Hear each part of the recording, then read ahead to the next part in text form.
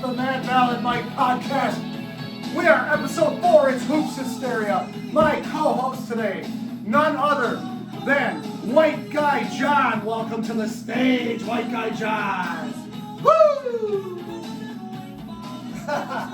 Good to be here, John, welcome. How is everything going, my friend? Everything good? Everything's great. Outstanding. Just got back from Florida. Yeah, what were you Got a doing? nice little tan. I feel like you're on vacation quite a bit. Well, when you're single and you have no kids, That's me. which you know a little something about, I do. you just need to take more vacations. Well, I need more. Or you buy a house. I need more money. I don't have one of those, so Well, you got me there. you might not want. I've been bleeding money ever since. Anyway, so welcome to the episode. It is March Madness time. Me and John have agreed on this, and my father is with us as well. Probably the best 3 weeks in sports for our money. Just love it for a bunch of reasons. We're going to get into that. We got 3 segments today. The first segment is going to be 8 reasons why March Madness, in fact, does rock. The second segment is going to be one of these 8 teams is going to win it all. I will give 4 of my opinion. The 4 teams I think can win it, and John has 4 of his own. We pretty much guarantee that one of those 8 teams are going to win, so you can win some money if you want to bet on that. And then the final segment is segment 3, which is just going to be final thoughts with a couple things in there. So anyway, John, let's get this going. Segment number 1, 8 reasons why March Madness rocks. I have 4, John has 4. We're going to alternate. Number 1, for me, it's brackets. It's these things. Back in the day, I'm going to say 20 years ago before the internet, all of us had these, and they were all pretty much done after round 1 or round 2. But I'm having a bracket pool like I do every year. John, are you participating in it? Of course I am. Okay, how many? When the brackets come out, that's like Christmas. Absolutely. When I was a kid, I used to fill it out as they announced the teams. Oh, you did? Oh yeah. Couldn't wait till the internet. Oh, of course not. How old are you these days? I'm 39 years old. 39. Wow, I'm Yes. turning 49 this year. We're in So, Phil.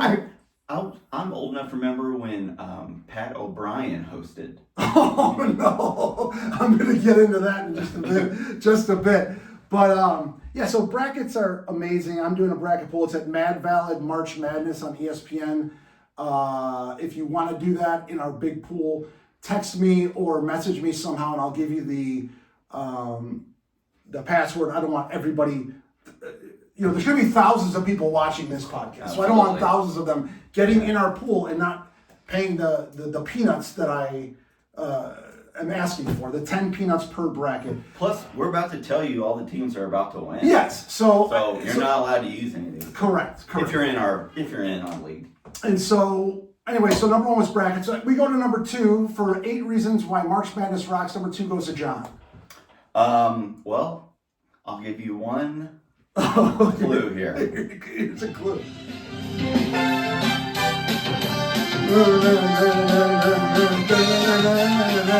Just the pregame show, just the song, the music. The music is amazing. Yes. When I hear that come on, oh my God, at 12:30? It's so good on Thursday afternoon. Yep. You took the day off from work. Oh my God, it's the best feeling. And I got goosebumps right now. I do too as well. Yeah. So Thursday, Friday, Saturday, and Sunday, those 4 days are just amazing. And that song, which is weird, I didn't know you were going to do that. Yeah. I don't hear that. Do they play that for regular season games? If it's on CBS, like a big weekend game, they'll always do like the road to the Final Four. Oh, okay. Like the halftime show or the yeah. beginning. Okay. But yeah. But that song for sure got me. Yeah. All right. It's on when it's so when good. that song comes on. It's so good. And then number 3, I'm going to be a little bit negative here. We want to keep it positive this episode, but this goes out to my dad as well. This year, for the first time in 32 years, we are not going to have Jim Nantz on the call. Yes. And you know what? When you first asked me to do the things I didn't like, he was on there. He was on there because I'm sad that he's not. Oh. I don't. You and my cousin have something against Jim Nantz. I was talking to my dad. Are you just over him because of everything he does? He does everything. And I was talking to my dad earlier today, and I'm like, so why don't we like him again? What am I going to say? What am I going to say Hello, in the podcast? friends. And my dad was just like, there's like crickets there. Yeah, hello, friends. Like, there's something behind why he says that, and it's kind of a personal thing, so I'm going to leave that as it may. But he's just on everything. I don't like how he's over dramatic about everything. Here's a funny little thing about Jim Nantz. My parents' names are James and Nancy, and they go by Jim and Nantz. Okay. And my dad hates Jim Nantz. So I know, but listen, they've been married for over 50 years, so good for you guys. I don't know what that means, Mom, but we will move on to number 4, reason why March Madness rocks for John. Well, we kind of alluded to it a little bit, but like I said, the schedule. Okay. You have college basketball starting at 12:30 Thursday, and pretty much doesn't stop until Sunday night. 11 p.m. Sunday, I'm going to say. And the games on the West, they don't end until what, like 1 a.m.? Right. So you go to bed, then you wake up, and the games are starting all over again. It's amazing. And the best thing about that is every single game counts. Yes. Every single game matters. And for that, John, I'm going to give you my first sound effect of the day. That's a nice job for number 4. Number 4, the scheduling. All right. So let's move on to number 5. Kind of with that, anyone can win. So in college football, they're expanding the playoff, whatever, to 12 teams. But when it was 4 or 2, it was mostly you got in from voting, from people voting on. A lot of people had the same records, and people were voting. Now, there's some voting and stuff that goes into the tournament, but there's 68 teams. Now, if Howard wins, I think it's 7 games because they're going to play in, or North Dakota State or whoever, if they win it all, there's no denying them the title. They're going to win. You can't vote them out in the second round. You can't get to the Final Four and there's, say, UConn and 3 other teams that are, you can't, whoever wins, wins. Now, granted, the referees, I'm assuming, are going to usually favor. However, in these tournament games, isn't it almost always the crowd seems to favor the underdog, right? Oh, 100%. Almost every single game. It's like you're a 1 seed. Who are you guys playing to start off with? We're playing the winner of Grambling and Montana State. So couple powerhouses. So regardless if they have 2 people in the stands or 1,000 people in the stands, everyone is going to be rooting for them over Purdue if it's anywhere near close in the second half. Yeah. So anyway, good little segue into where I'm. Okay. My next favorite thing. Number 6 is the fandom. Oh. More so than any other sport. Okay. Do you have random people? Yes. Rooting for random teams. Love it. For random reasons. Absolutely. My nephew's brother's uncle almost considered going. That's when I became a fan. Yeah, and I've been a fan ever since. I found this sweatshirt in a dumpster in 1993, and it was right after I got sick from a great night out. I met this great girl. That's why I'm a Houston fan. Yeah. So you have nobody that lives in Houston? Nope. Exactly. But that's awesome. The fandom. I mean, again. I mean, can you say that about any other sport? No, because no, you can't. I mean, maybe in the Super Bowl because betting interest, but I guess, but everyone has a bracket. I feel like in 2024, which we are, almost everybody has a bracket. Sports gambling has gone nationwide, so there's going to be gambling on individual games for sure. But the brackets, like that we talked about, they've been going on for decades, and it's not slowing down. Yeah, but even your aunt who knows nothing about will be like, well, I'm just rooting for them because of their colors. Correct, and that's the aunt that almost always beats me every single year in the bracket challenge. Like, oh, I won? It's, yeah. But like you said, when you're at the game, so I went to first round games in Des Moines last year. Okay. And Purdue wasn't there, but Penn State was. Okay. And I forget who I think they were playing Texas. But man, when Penn State, that as the higher seed, when they kind of made a charge, that whole arena, other outside of Texas fans, got behind Penn State. and it just, like, the momentum picks up, and how many of those people were Penn State fans? Exactly to your point. Oh. The entire country gets wrapped up in this. Everyone gets wrapped up in the stories of the guys. Mm-hmm. So yeah, moving on to number 7 for me, 8 reasons why March Madness rocks. Number 7 for me is every single game, and this is probably, I should have looked this up, but it's probably been at least 10 years. Every single game is televised. Every single one. CBS, TBS, TNT, True TV. So every single game you can see without paying extra. I mean, you have to have cable, but that was not always the case, and that was relatively. I mean, 20 years ago, that was definitely not the case. They had their marquee matchups on, and they would have little flash spots. Yeah, and they had the regional games, like Purdue was on in Indy. Correct. Or they would make sure Purdue would be on in Indianapolis area. And whenever there was like a halftime or in between games, they have live look-ins or whatever. But absolutely, for the last 10, 15 years, you can watch any game that's currently being played on any station. It's not. I'm assuming at some point it's going to be on Amazon or Amazon Prime, or it's going to be on Peacock or whatever. But right now, as it is, keep it the way it is. Yeah. You can watch every single game. The final reason, the 8 reasons why March Madness rocks, goes to John. 2 words. Charles Barkley. Charles Barkley. I love Charles Barkley. Yes, as do I. That man has no filter. No, he doesn't. And generally he's saying what everyone else is wanting to say. Yep. But being who he is, he's allowed to say it. I don't know if you heard him. That's for your number 8, buddy. That was outstanding. That's just terrible. That's terrible. Yeah. That's terrible. He says whatever's on his mind. His brackets are awful. He very rarely is right, but he's a great commentator. I love watching him. I don't watch much of the NBA, but I will turn into TNT at halftimes just to watch him, Shaq, and Kenny and Ernie go at it. Yeah. I don't know if you heard him during the All-Star game. Reggie Miller was bragging about Indianapolis. Okay. And I forget, it was Draymond Green, who cannot stand, was back. He was like, hey Reggie, can we not have the All-Star game in Indianapolis anymore? And just kind of, dogging the city. Yeah. Of course, because we had the snow that weekend. Of course, yeah. Get it? We know it's not Miami. Yeah. Okay? Draymond Green, he's from Michigan, so I don't get where he thinks he's from. Right. But anyway, so Charles Barkley goes, oh, how about we have it, are you excited to have it in San Francisco where you can't walk half block without stepping in some feces? He wanted to say. Yeah, shit. Exactly. Yeah, for sure.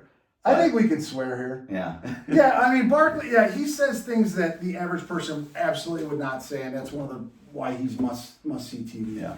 And he was actually, I saw him in a clip today, and I think somebody was questioning about how much he actually knows about college basketball. He goes, name me any player, and I'll tell you where they went to school. And he, named off 10 straight guys. That was pretty good. The last one, I think, was Robbie Hubbard from Purdue. Yeah. Okay, so segment 1 is complete. At the end of segment 1, I'm going to do the die coat, which is new. It's the Did You Know of the episode. Did you know, John, that the first NCAA tournament took place in what year? Don't look at my notes. What year? Give me your best guess. Are you all thinking out there, what year was it? Yes, I'm wearing a do-rag, just for the record. I'm wearing a do-rag.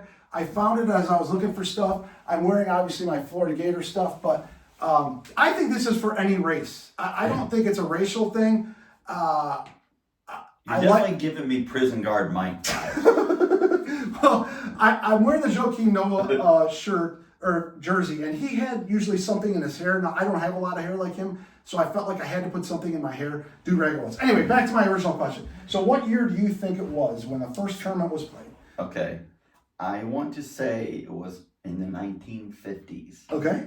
I'm going to say 1952. You are incorrect. It was 1939 was the first tournament played. Okay. There was only 8 teams out there, America. And the winning team was the Oregon Ducks, who I don't believe have won since. But the Oregon Ducks were the winner of the first NCAA tournament of 8 teams in 1939. They beat Ohio State, which, by the way, just real quick, Ohio State, who are you guys playing in the first round? Hold on, let me check the bracket. Yeah. I don't think they're in. No. You know who else isn't in? The Seaman Holes. Do you know what the Seaman Holes is? That's Florida State. You guys suck. You're awful. Have fun. Yeah, you had a great year in football. Whatever. You're done. You're finished. And then one more. Who was it? Oh yeah, Georgia. Georgia, you're not playing the tournament. Mike White, you were okay for us, I guess, for the Florida Gators, but you are with a different team, and our coach now has us in the tournament. Anyway, all right, moving on. So the Did You Know of the episode was 1939. There were 8 teams, Oregon won. Segment 2. One of these 8 teams is going to win it all. Me and John are probably the smartest people in this room right now. 100%. We may... Well, since we let the dogs out. We let the dogs out, so we are the smartest people in this room. We may be the smartest people in Anderson, Indiana, but that is saying quite a bit. It's kind of it's not that high of a bar, but actually, I can understand why you moved to Anderson after being from Gainesville. I had opportunity to drive through Gainesville on the way down to Florida. It's beautiful, isn't it? It's like Anderson, but with palm trees. So I've never seen that side of Florida before. There's not abandoned buildings in Gainesville, is there? Did anybody offer you anything at a stop sign or anything like that? No, it's not. Gainesville is beautiful. We are not going to go into that, John. I refuse. All right, so the 8 teams that'll win it all. How are we on time, by the way? We started, yeah, we're good. All right, so I'm going to give, we're going to alternate once again. I have 4, John has 4. The first one that I'm going to say is UConn. I am wearing this for a reason. The Gators, this is Joakim Noah. They're the last team to repeat. That was in 2006, 2007. So it's been 17 years, or 6, however you want to look at it, 17 years since the last team to repeat. Now, all Florida Gator fans, I will speak for them now, we root against the defending champion every single year. Kind of like the Dolphins do. Whenever yes. So we do our own little rejoicing when the defending champion loses or doesn't make the tournament. This is the first year in 17 years that I am very concerned. I would say that probably more than any team that I can remember, since they have the best opportunity. I mean, I think we talked about this. I think they're better this year than they were last year. They were a 4 seed last year in the West, so it wasn't really close to home, and they trailblazed. I mean, they just they steamrolled. Steamrolled is what I was going to say, and didn't stop. No. And they didn't even really have that good of games. Now they got Danny Hurley. The Hurley family is a bit. Oh my God! They rubbed you the wrong way. He's a great coach, I guess. Well, he must be a good coach. But he's been talking to Billy Donovan. He had an interview not too long ago. He was talking to Billy Donovan about what to do. They've got Newton and Spencer, I believe, are their guards. Really good guards.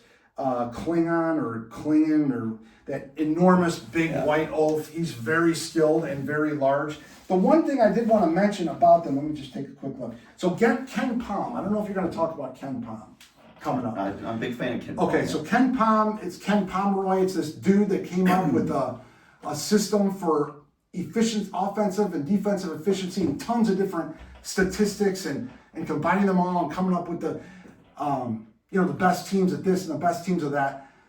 So since 2002, when I think Ken Palm was starting out, no team outside of the top 22 in the defensive efficiency rating has won the title. That is correct. So no team, number 22 in the nation or better in defensive efficiency, meaning you're a great defensive team, has won the tournament every single year since 2002. Now UConn is in the top 11 in both offense and defense. That's right. Which is the same thing as another team that we'll go into. So they're going to be tough to beat. I am rooting against them with all my will.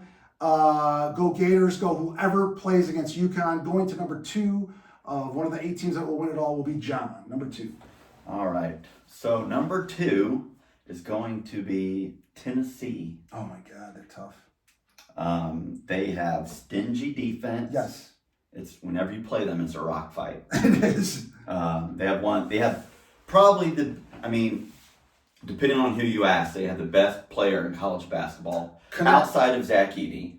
Some people will say he's just tall. No, he's. But that's Dalton Connect. Dalton Connect. I couldn't think of who he reminded me of. So when he played the Gators, I'm like, whatever. I keep hearing about this Dalton Connect guy, and they kicked the crap out of us in Knoxville. But I'm like, he's not Larry Bird because he looks more strong and more athletic than. Do you have a comp? I mean, he's technically a guard, but he's like 6'5", 6'7". Gotta be. Yeah, I mean, Keith Van Horn, maybe? Yeah. Would you say? Yeah, I would say a stronger Keith Van Horn. Yeah, that's all I got for him. Probably, a little more athletic, but definitely he can light it up. I think he scored over 40 points a few times this year. So they're number 2 in the they're number 2 in the Midwest. So they would have to go through your Purdue Boilermakers. Creighton. Correct. Creighton's had some good games. I don't know. They definitely are one that could win it all. So that's number 2. They are 29th in offense. Okay. In KenPom. Yeah, and 3rd in defense. Ooh. So they do kind of fall in that category. Absolutely, they could win. And I think the other metric on there, outside of defense, is being top 40 in offense.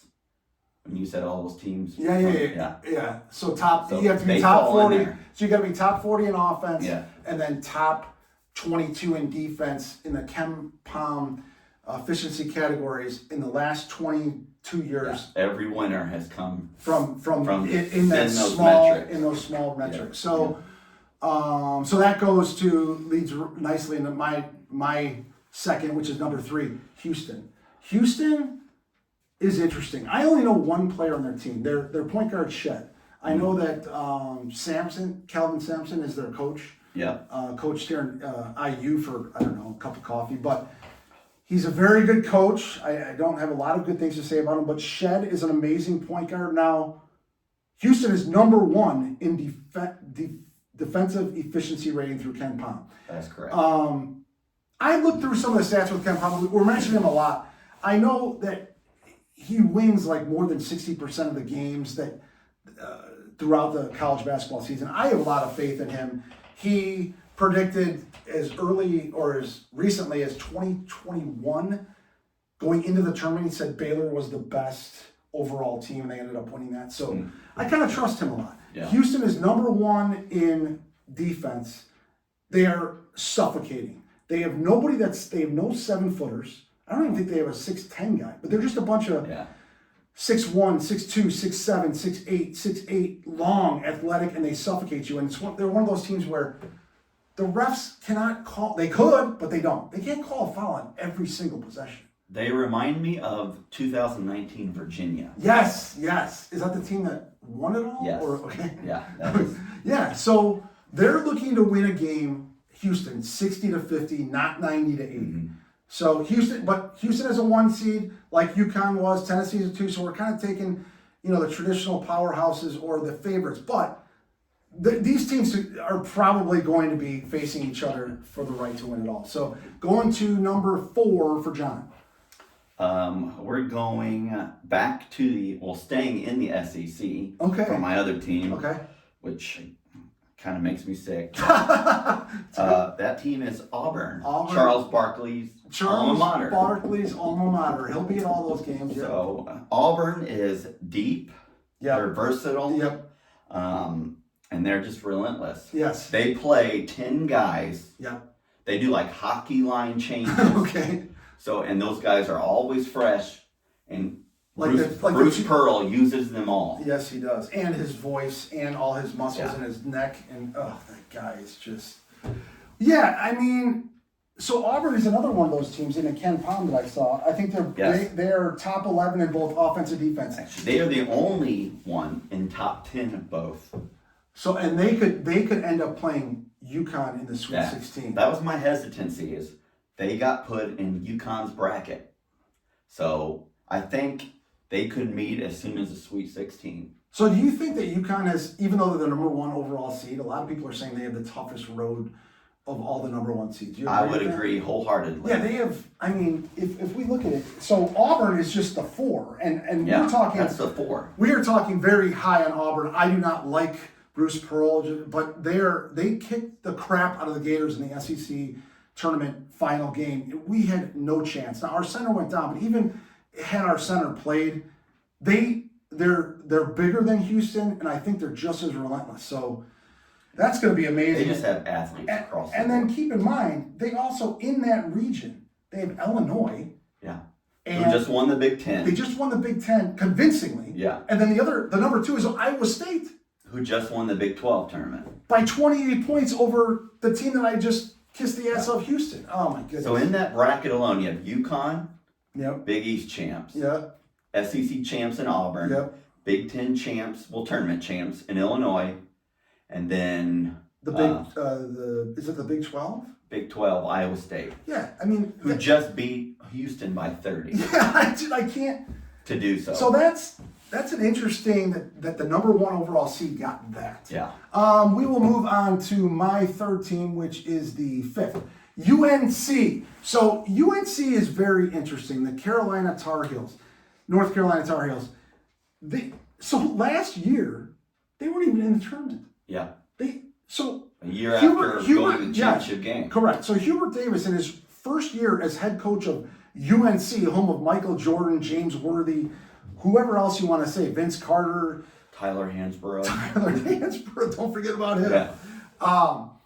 Yeah. So they went to the final game. I believe they lost to Kansas. They were up big, I think, in the first half of that game. Then the second, I'm like, well, and Baycott came back, and I think Caleb Love came back as well for last year. And for whatever reason, they had their best players from the team that went to the final game. You don't usually have that in college basketball. No. And they did not even make the tournament. This year, they got Baycott back again. Now, RJ Davis, who was I talking about? Caleb Love transferred to Arizona. Correct. And now RJ Davis kind of took the Caleb Love spot. RJ Davis became the ACC Player of the Year. They definitely have what it takes. They're big, they're long, they're athletic, they're guards. Guard play is huge in the tournament every single year. RJ Davis is an absolute stud. I would say that Hubert Davis learned a lot in his first tourney run. He also probably learned a lot from not making it last year. You can go from a Final Four, runner-up to not even making the tournament. So I like UNC a lot. Yeah. But anyway. Well, also, they had a couple really good transfers. Harrison Ingram, he came from Stanford. Okay. He was a big recruit. And then Cormac Ryan came from Notre Dame. Is that He's like their sniper. Okay. So he's like a 6'7", pasty white sharpshooter from deep. Yeah, exactly. I believe every team's got to have one of those. Yeah, for sure. That's our only shot. Okay, number 7 for John. Okay, well, you mentioned his name. Oh. Arizona. Okay. So that team that Caleb Love went to. Yeah. Well, he just happened to go out and went to Arizona, and he won Pac-12 Player of the Year. He won the. Oh my God. Yeah. But Arizona they're experienced, they're talented. Okay. They got all the pieces like we just talked about. Right. They got the point guard. They got the big guy. Is Caleb their point guard? He is, yeah. Okay. Omar Ballo's their big guy. Okay. He can. Ballo can ball out. He sure can. Okay. He likes to bang down there. I'm sure he does. But like I said, and they kind of have that, narrative. Okay. They got knocked out of the first round last year as well. Oh, that's right. To Princeton. They were a 2 seed. They were a 2 seed and got knocked out last year. Okay. They got a bitter taste in their mouth as well. And their coach, his name is escaping me right now. I don't. The one that took over for Miller. Yeah. He is yet to. He looks good make though. it to the second round. But he looks good. Now he's only been with them what? This is his third year. Maybe? He's a Mark Few Gonzaga coaching tree. Oh. Okay. So. Well, somebody out there knows his name. We don't, and we're hosting a podcast on the tournament, so whatever. All right, moving on to the most important team of the one of these 8 teams will win it all. My 4th team, our 7th overall, the Gators. My Florida Gators. We can win it all. Listen, John, little Gator chop for all you out there. So John asked me. I was talking to John about what we were going to do today a couple days ago, and he's like, are you sure you want to, with what Auburn did to you guys and the fact that your starting center broke his leg, which was heartbreaking, and Micah, prayers are for you. I guess the surgery went well and you should be back for next season, all that good stuff. But he is not he's not one of our best 4 players. However, he's a big cog. Like, we had 4 really good tall guys that were 6'10", legit, and taller, and he was the tallest, 7'1". So we are going to miss him. However, I still think the Gators can win it all. I don't. So they do not fall into the Ken Pom category. I think They do not. I think they were 87th or something in defense. Yeah. So it's probably not going to happen, and I am all into my Gators all the time. But we have three unbelievable transfers. Walter Clayton Jr. Yeah. If you haven't heard of him yet, you will see him. Hopefully we play at least 2 rounds. He'll be bombing threes from all over. Zion Pullen is an amazing point guard who is, I believe, second in the country in assist-to-turnover ratio. He's very good with the handle. It's very difficult to get the ball away from him, and he draws fouls and accentuates them. He doesn't flops, and he kind of flops, but he gets a lot of calls. He's good at the free throw line. Always knows who to get the ball to and when. And then we have this beast down low, Samuel from Seton Hall. And that guy is a double-double machine. It's going to depend on, I think, their run is going to depend on 2 things, though. Number one, is Samuel going to make free throws? Because he's going to get fouled a lot. He set a record in the SEC tournament this year for missed free throws in one game. And the amount of record you want to set. No, and the free throws attempted that game. But the main wild card for the Gators is Riley Kugel. Riley Kugel has been coming off the bench and has not even played in the last 2 games. He's been coming off the bench since, I want to say, December. Riley Kugel was a first-team All-SEC preseason selection. He rocked at the end of last year. For whatever reason, he did not mesh with all our transfers. Todd Golden had the nuts to put him on the bench. Somehow he was still involved with the team. He still cheers with the team. For us to make, UF, Florida Gators, to make a run, Riley Kugel has to play significant minutes, and he has to be the good Riley Kugel, not the, he gets loose with the ball, lazy with his passes, but when he's good, he is elite. All right, so number 8, the final one of the 8 teams that, one of these 8 teams, let's recap. I had UConn, so it was UConn, Tennessee, Houston, Arizona, UNC, Auburn, Florida, and then the last one is, of course, it's going to be Purdue. Let's go, Boilermakers. Yes. I wish I had the song ready. Boiler up, yeah, but I know, I should. I don't have it ready. That's okay. I don't. But go ahead and talk about your. All right. So I'm gonna get real personal on this one. Okay. Is that a train sound? I don't know. Yeah. Yes, for the Boilermakers, that's a train sound. Yes. I hope they have a stronger. You know how I love trains out there. Okay. Well, look. For no other reason, it's got to be this year. They're gonna have a 2-time national player back-to-back. Has not been done since Ralph Sampson in Virginia. Really? Yeah. That was like 1984. So it's been 40 years. Yeah. Okay. And he is now the all-time leading scorer at Purdue. Purdue, yeah. That happened actually this past weekend. So I don't know how much money he made from NIL coming back. I feel like he probably could have made more money in the NBA or maybe even Europe or something. Am I wrong on that? I think yes. So he did make. He made, I think, $3 million was approximated. Wow. Because they played a game up in Toronto, which is where he's from. Okay. We're fine. We're fine. Just keep going, John. We will press ahead. That's just the ghost of Purdue's past. It's just the ghost of Purdue's past. Yeah. But they have Braden Smith, a point guard. He's one of the best. Yeah. He's only a sophomore. He was a freshman last year. He really struggled. Their other starting guard, Lawyer. They both struggled. They hit the freshman wall. Okay. In the tournament, you're saying? Last year, Purdue, they really overachieved. That was technically a rebuilding year because if they had Jaden Ivey the year before. Now, did they come in as the number 1 overall seed last year? No, they were they were 3 or 4. Okay, but they were number 1 seed, but they weren't the number 1, and then Fairleigh Dickinson somehow beat them. But yeah. So they lost to, last year they lost to a 16. Correct. The year before they lost to a 15. I think that was in round 2. It was in the Sweet 16. Sweet 16. But it was a 15 seed. So they lost to a 16 or 15. The year before that, I think it was either a 13 or a 14, right? It was a 13. So yeah. You can't lose to a team worse than 16. North Texas. Yeah. And the last time, there's only been 2 teams that have ever lost to a 16 as a 1. As we know, Virginia recently lost to a number 1 UMBC a few years ago, and the next year Virginia came back and won it all. Yeah. So is Purdue going to follow that? Do you think? What are the chances, in your opinion, of Purdue doing exactly what Virginia did, losing to a 16, coming back the next year and being a 1 again with all the pressure on, are you going to lose?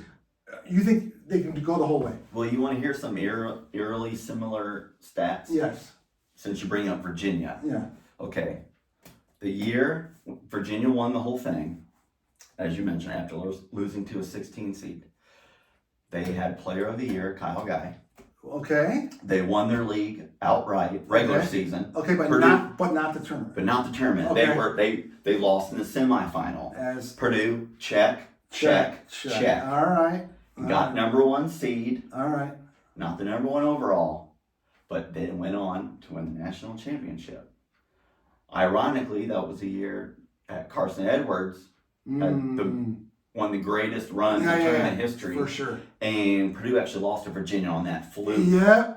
All right. Well, that's those match up. I forgot to mention with the Gators. There was one little thing before we close out this episode. So you talk about UConn and the Gators, and the Gators, all Gator Nation doesn't want UConn to repeat because we want to be the last ones to repeat, all that good stuff.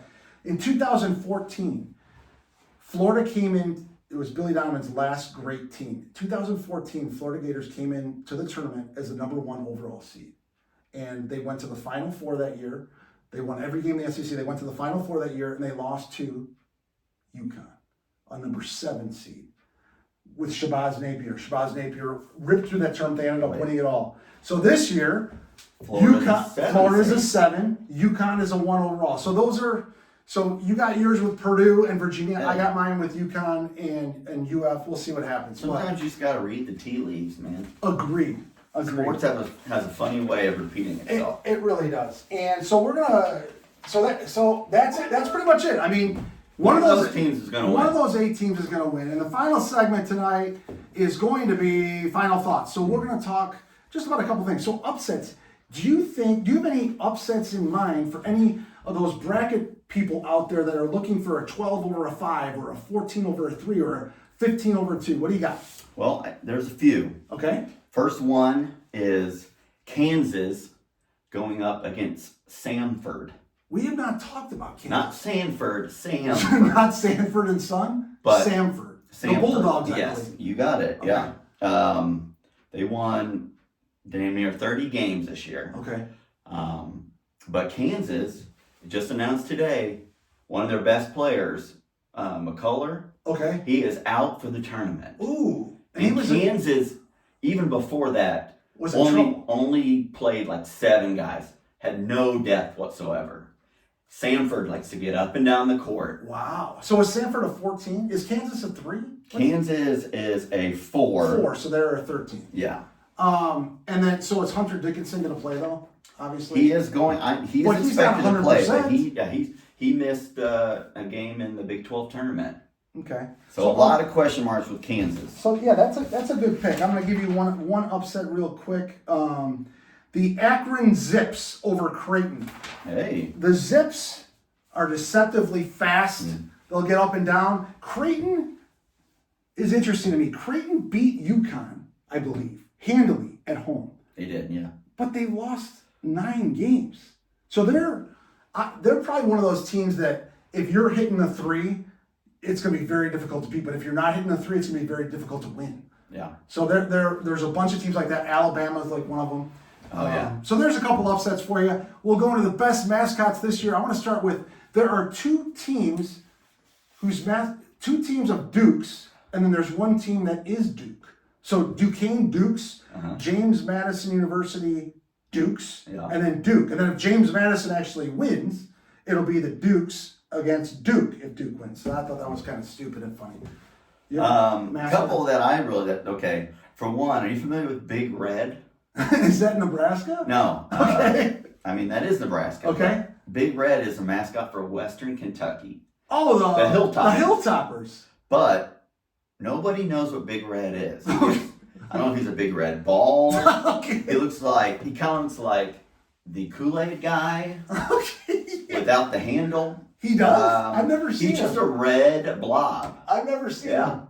Okay. So, yeah, So your research did not tell you what he was? No, I think that's part of his mystique. Okay. I thought for sure it was Nebraska. I'm like, He comes like a big red gumdrop to me, but okay. all right. And then the other one is, are you familiar with the Stetson, who's in the tournament? The Hatters. The Hatters. The Mad Hatters. And their mascot is just a white guy wearing a big hat. And the reason why I brought this one up is white guy John. Yep. Guess what the white guy mascot for Stetson's name is? John? John B. Big time. Yeah. So you're gonna be rooting for Stetson for sure. Absolutely. Okay. Yeah. And the last one that I saw that was kind of interesting to me was Long Beach State is known as the beach. Yeah. The Long Beach State, the beach. I love the beach. Well, obviously. Yeah. The song lyrics of the episode. Oh, I forgot to do the after segment 2. The El Tote, which is the life tip of the episode. I was gonna fill out only one bracket, but I'm gonna fill out another one, which is all upset. So my life tip of the episode: be unselfish. Every single team that's gotten here to this point, and whoever wins it all, there's gonna be a lot of teamwork involved. No one person can win. So I guess be unselfish. That's a stupid life tip of the day. Life tip of the episode. The song lyrics of the episode. In all the years, no one knows just how hard you worked, but now it shows. We're going to end off this episode with one of my favorite closings of any sporting event. One shining moment. And we will go with the teaser. Don't forget about our teaser, which is next week. The episode next Wednesday will be Turnabout is Fair Play. We talked an episode or 2 ago about how customers of restaurants can be annoying. Well, we go and say, the servers, how are the servers annoying? I'm annoying as hell, I know it. I'm going to talk to a couple of regulars, and we are going to find out what annoys annoys them about me, or you know what I'm saying, yeah. Anyway, so that's the end of it. White Guy John, thank you. Rock on, go Gators.